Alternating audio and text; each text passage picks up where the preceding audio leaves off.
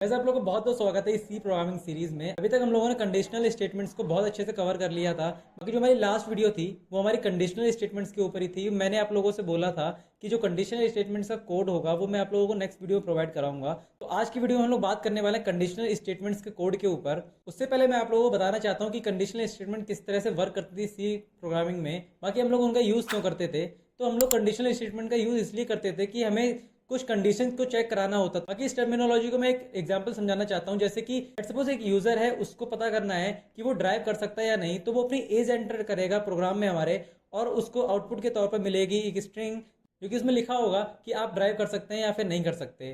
तो चलते हैं अपनी कंप्यूटर स्क्रीन में और वहां चल के देखते हैं कि जो हमारा कंट्रोल स्टेटमेंट का कोड होता है, जो बाय डिफॉल्ट कोड जिस तरह से कंट्रोल स्टेटमेंट वर्क करती हैं वो किस तरीके से वर्क करती हैं। दोस्तों मैं आ चुका हूं अपनी कंप्यूटर स्क्रीन में, और प्रीवियस वीडियो जो थी हमारी कंडीशनल स्टेटमेंट्स की, उसमें मैंने आप लोगों को सारी जो थ्योरी थी वो मैंने आप लोगों को समझा दी थी with syntax and flow chart. And मैंने आप लोगों से बोला था कि जो भी कोड होगा हमारा कंडीशनल स्टेटमेंट्स का वो मैं आपको नेक्स्ट वीडियो में प्रोवाइड कराने वाला हूँ। तो आज मैं आप लोगों को इस लेक्चर में प्रोवाइड कराने वाला हूँ कंडीशनल स्टेटमेंट्स का कोड। तो दोस्तों पहले आप लोगों को मैं नोट्स पे लेके चलूंगा, वहां पे आपका एक क्विक रिवीजन करा के हम लोग देखेंगे कि किस तरह से हम लोग कंडीशनल स्टेटमेंट्स का कोड राइट करेंगे।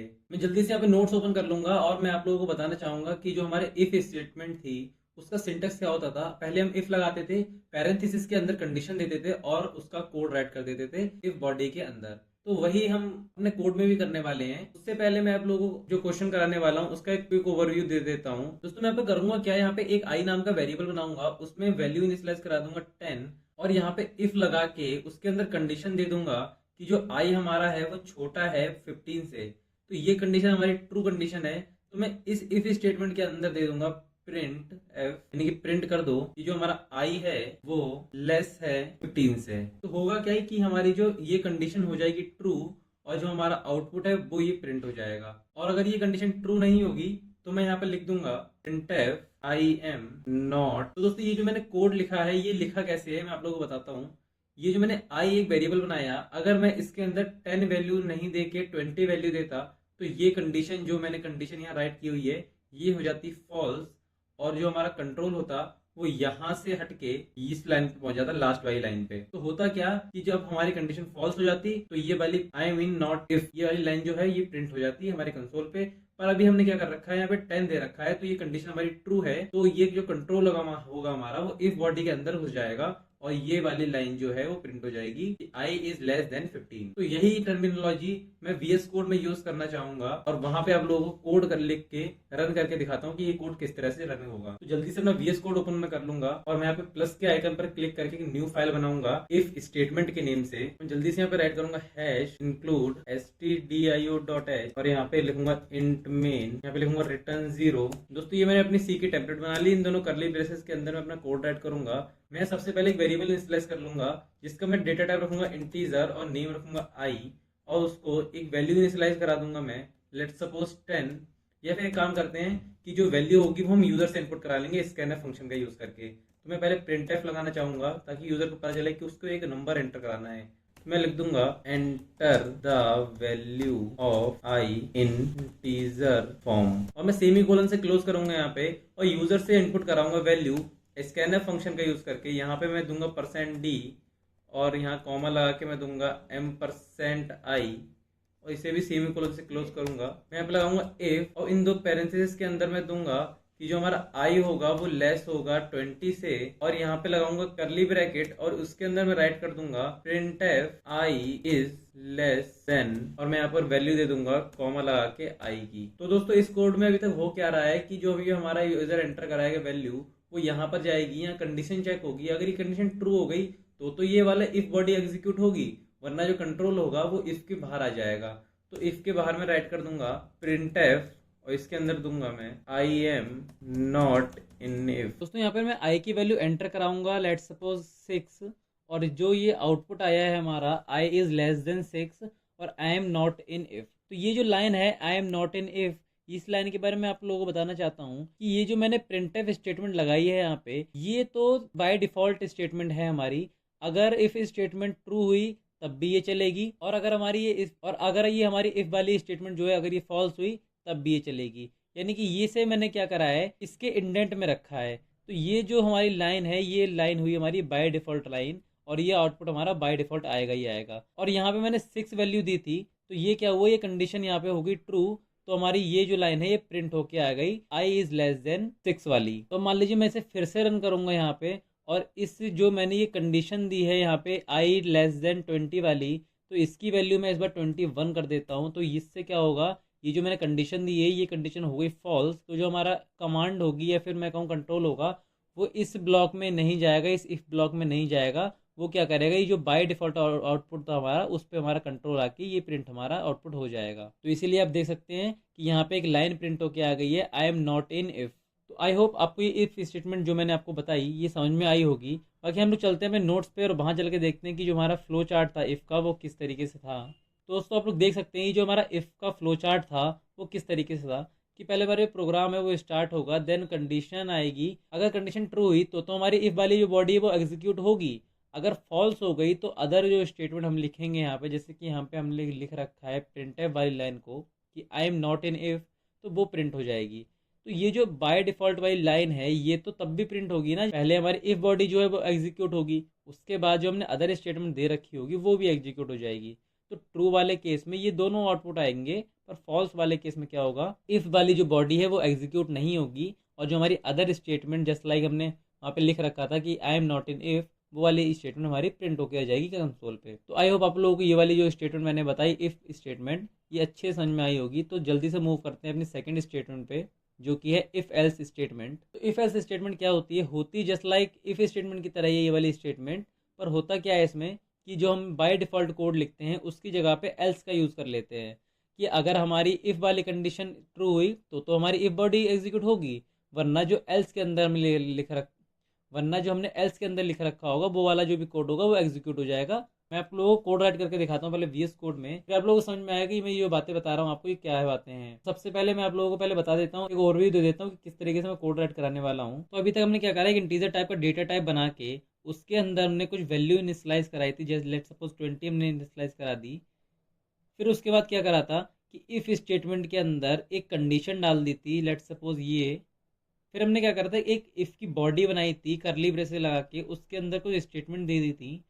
तो अब हम लोग क्या करेंगे, इफ़ एल्स स्टेटमेंट में यहाँ पे लगाएंगे एल्स इस वाले इंडेंट में, और एल्स क्या करेगा कि जो भी हमारा कोड होगा वो से यहाँ पे अगर ये कंडीशन फॉल्स हो गई तो जो ये एल्स वाली बॉडी है ये एग्जीक्यूट होके जो भी हमने इसके अंदर राइट कर रखा होगा यहाँ पर वो प्रिंट होके आ जाएगा कंसोल पे।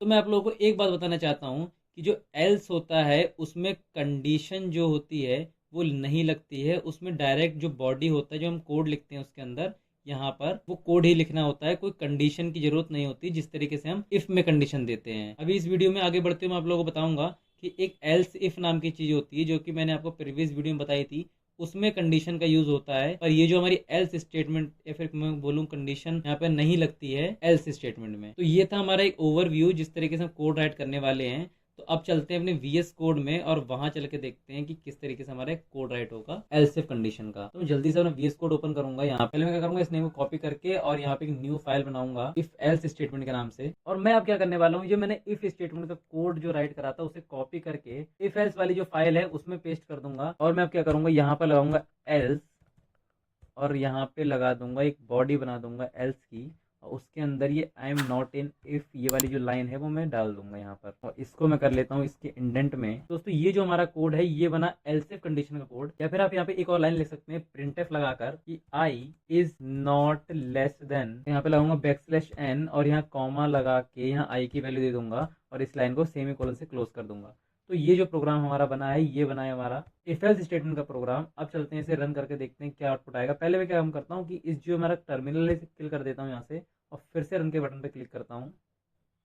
तो यहाँ पे इंटीजर की वैल्यू एंटर करानी है। मैं यहाँ पर क्या करूँगा, पहले ये जो हमारी कंडीशन हमने राइट कराई है ये जो है आई लेस देन 20, इसे मैं पहले ट्रू बना देता हूँ। उसके बाद क्या करूँगा कि यहाँ पे इस कंडीशन को मैं फॉल्स बना दूंगा, देन यहाँ पे आउटपुट देखेंगे किस तरह से वेरी करता है।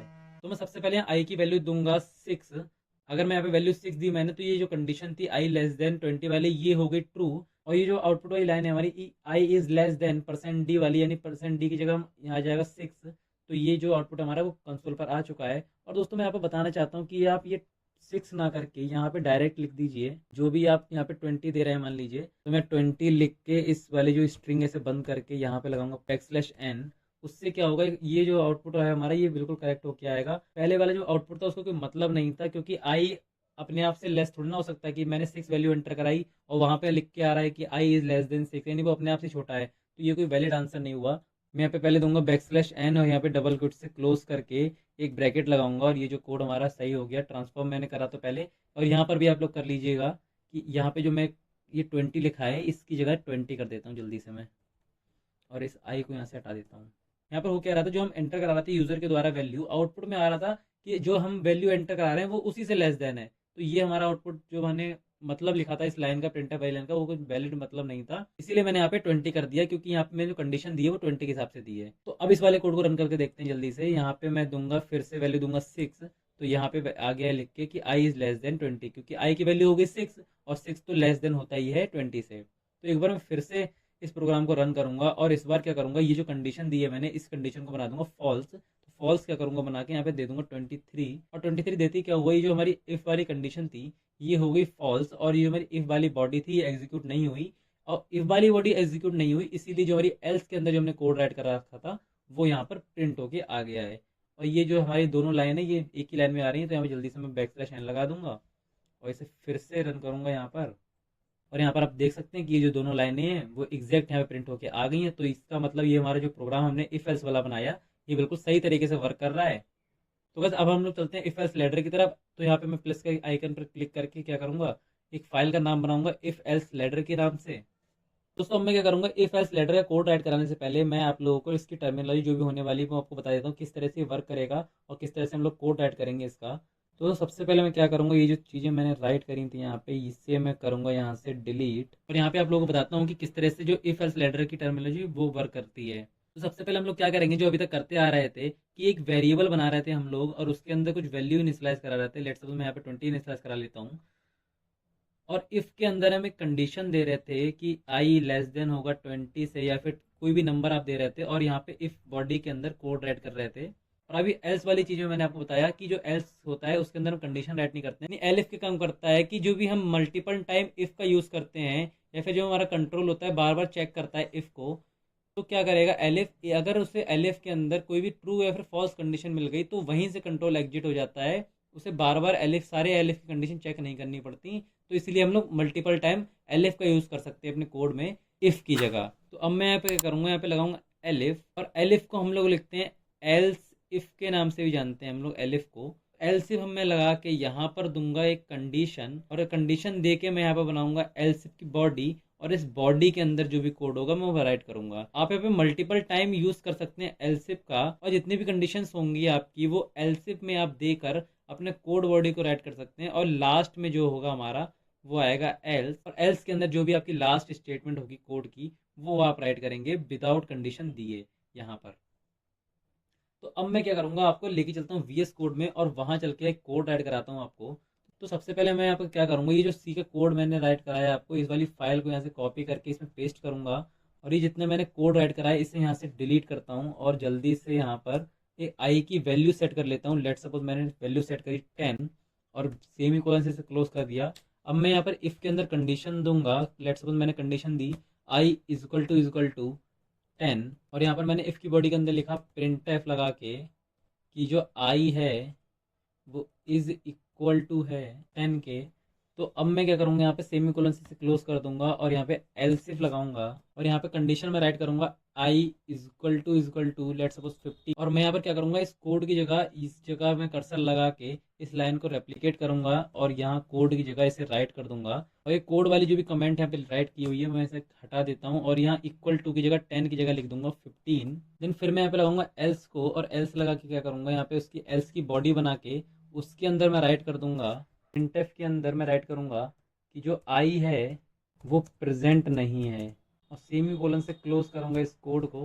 और ये जो हमने दोस्तों कोड बना लिया, ये बना लिया मैंने इफ एल्स लैडर का कोड। तो इसे जल्दी से राइट करूंगा, पहले यहाँ से टर्मिनल को क्लिक कर लेता हूँ मैं, और इसे जैसे मैं राइट करूंगा आप लोग देख सकते हैं, और यहाँ पर आप लोग देख सकते हैं कि जो आई इज इक्वल टू 10 है वो हमारा एज अ आउटपुट आ चुका है। ये आउटपुट क्यों आया है हमारे, क्योंकि जो हमारी पहली कंडीशन है वो पहली कंडीशन ही हमारी ट्रू हो गई, इसलिए ये वाला जो कोड है यहाँ राइट होके आ गया। तो अब मैं क्या करूंगा, इस कंडीशन को बनाता हूँ पहले फॉल्स वाली कंडीशन, और यहाँ पर मैं 10 की जगह कर दूंगा 15, और इस प्रोग्राम को यहाँ से मैं रन करूंगा। और आप लोग देख सकते हैं कि जो हमारे सेकंड वाला आउटपुट है जो हमने एल्स इफ के अंदर रख रखा है वो यहाँ पर प्रिंट होके आ गया है एज इट इज, कि आई इज इक्वल टू है 15 के, यानी जो हमारी एल्स इफ वाली कंडीशन है वो ट्रू हो गई यहाँ पे। और अगर मैं इस कंडीशन को यहाँ पे फॉल्स कंडीशन बना दूं, प्रोग्राम को रन करूंगा, तो ये देखिए जो आउटपुट है हमारा वो आया है आई इज नॉट प्रेजेंट। तो यहाँ पे हुआ क्या है, ये दोनों कंडीशन जो हुई चेक हुई पहले और वो हो गई फॉल्स, तो जो हमारा एल्स के अंदर कोड लिखा हुआ था यहाँ पर राइट होके आ गया है। दोस्तों मैं आशा करता हूँ आपको ये तो तीनों कोड मैंने राइट कराए हैं इस वीडियो में वो आपको अच्छे से समझ में आए होंगे। बाकी जो कोड है जो भी मैं यहाँ पे राइट कराता हूँ वो आपको डिस्क्रिप्शन बॉक्स में मैं लिंक के थ्रू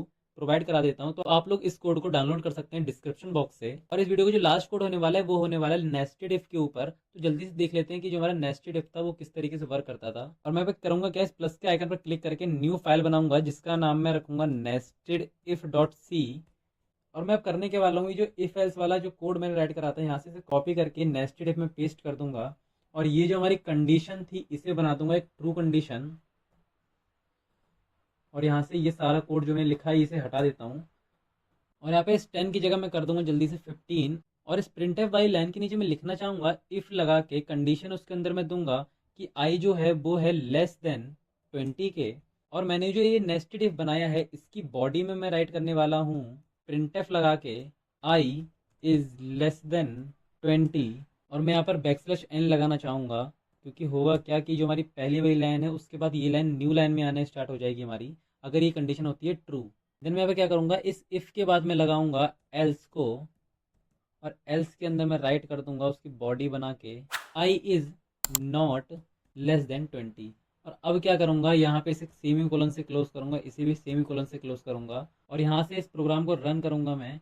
तो आप लोग देख सकते हैं कि जो हमारा आउटपुट आया है वो आया है कि आई इज़ इक्वल टू 15, क्योंकि ये जो हमारी कंडीशन थी वो ट्रू कंडीशन हो गई, और उसके अंदर हमने कंडीशन दे रखी थी कि आई जो है वो छोटा है 20 से, तो हमारी ये लाइन भी प्रिंट होके आ गई है एज इट इज़। दोस्तों अब मैं क्या काम करूंगा, इस कंडीशन को तो मैं ट्रू कंडीशन ही रहने दूंगा, पर ये जो कंडीशन है हमारी इसे बना दूंगा फॉल्स कंडीशन। उससे क्या होगा कि जो हमारा ये वाला कोड है ये नहीं आएगा आउटपुट में, हमारा आउटपुट में आएगा ये जो एल्स वाला कोड हमने लिख रखा है। तो अब मैं क्या काम करने वाला हूँ कि इस कंडीशन क्या करूंगा, इसे ट्रू ही रहने दूंगा और इस कंडीशन को फॉल्स बना देता हूँ। तो मैं क्या करूंगा कि इस 20 की जगह मैं कर दूंगा 10, और मैं अब इस कोड को रन करके दिखाता हूँ आपको। तो आप लोग देखिए कि आई जो है वो इक्वल टू है 15 के, पर आई जो है वो नॉट लेस देन है किसके, 20 के। तो ये जो हमने प्रोग्राम बनाया है ये है नेस्टेड इफ का प्रोग्राम।